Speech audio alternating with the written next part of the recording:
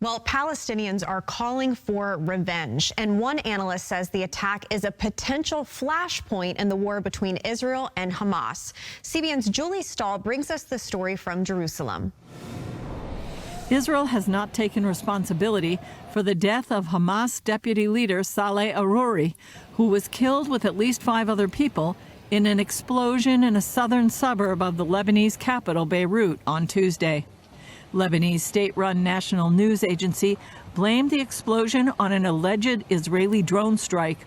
Israeli officials declined to comment on what was described on Israeli television as the most dramatic assassination in years. Aruri was one of the founders of Hamas's military wing, the Izzadin al-Qassam's brigades. He had been operating out of Lebanon as a guest of Hezbollah.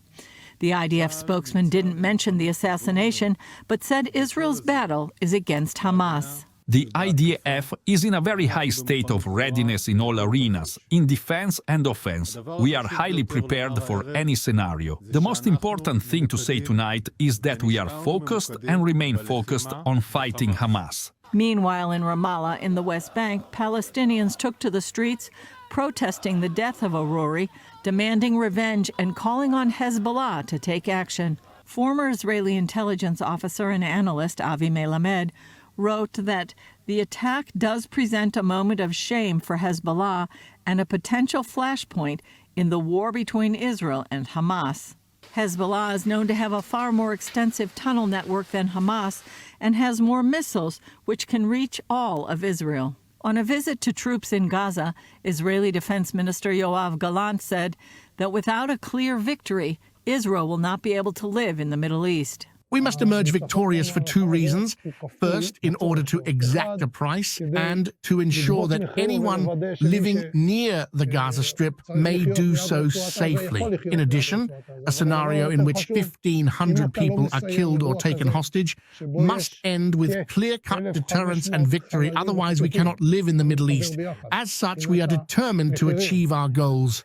On the international front, Israel will defend itself against charges of genocide against Palestinians in Gaza at a hearing set for next week in a case that could be a landmark in international law. Another senior Hamas leader, Ismail Haniyeh, is praising South Africa for filing the complaint against Israel with the International Court of Justice.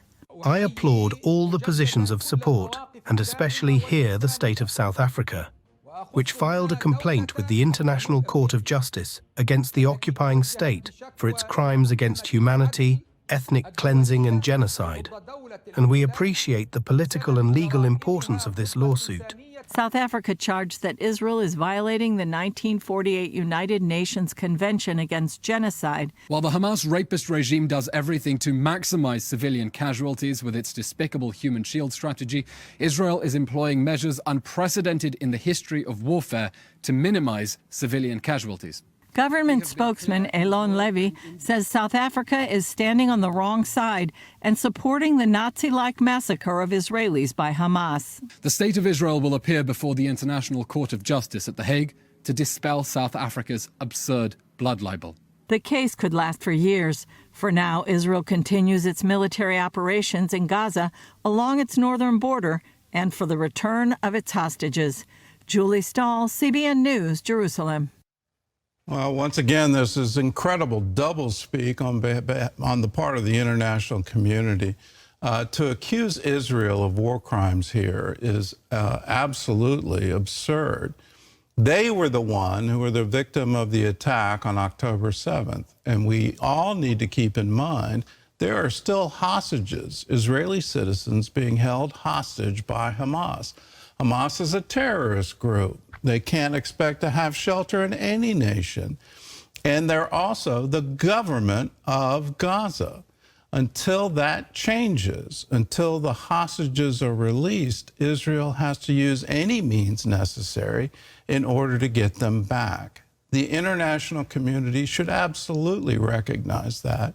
And I hope the Palestinian people start to recognize Hamas is their enemy too. This ideology to wipe Israel off the map, these chants of from the river to the sea, that's the chant for genocide. That's the chant for ethnic cleansing.